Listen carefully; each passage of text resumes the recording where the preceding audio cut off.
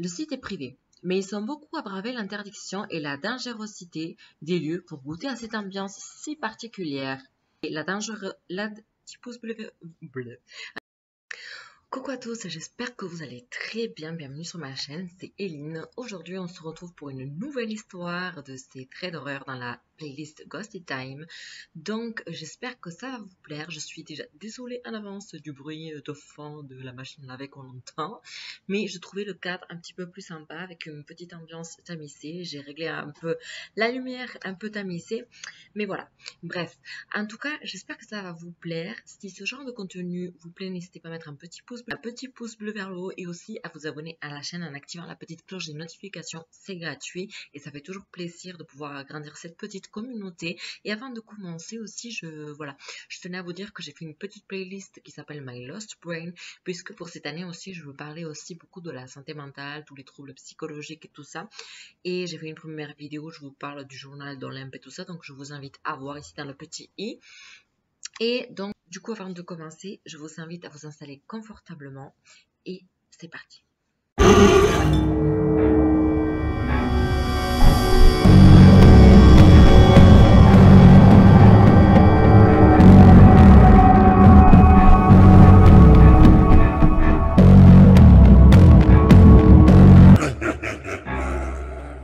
Loin des hommes.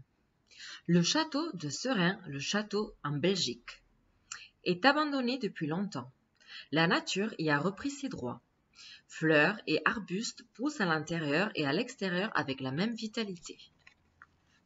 Petite image de ce merveilleux château en Belgique.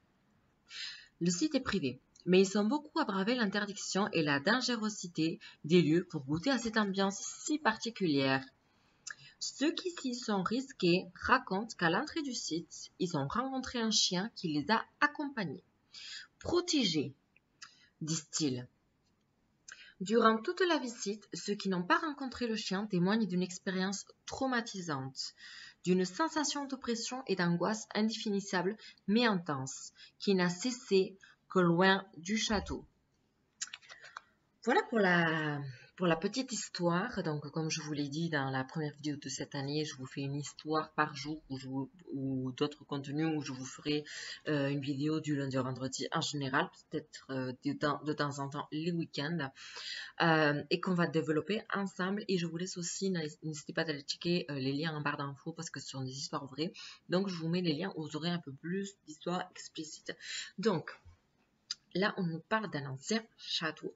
Donc, effectivement, quand c'est des lieux comme ça, très anciens, il y a plein d'énergie que les murs retiennent. Il y a eu certainement la guerre des morts et tout ça. Donc voilà, mais c'est assez curieux que pour certaines personnes, ce chien apparaisse et que pour d'autres, non. Est-ce que c'est par rapport aux personnes, parce que le chien sent si ce sont des bonnes ou des mauvaises personnes et que du coup il laisse aux mauvaises personnes vivre un petit peu comme un petit karma, des trucs traumatistes ou quoi, parce que c'est quand même bizarre qu'il apparaisse pas tout le temps. Donc c'est quoi? C'est un chien fantôme? C'est quoi? Donc si vous connaissez ce site, n'hésitez pas à me le dire. Et du coup c'est vrai que c'était très court l'histoire, mais c'est voilà, on peut ressentir des choses quand on arrive dans des châteaux depuis il y a longtemps et tout.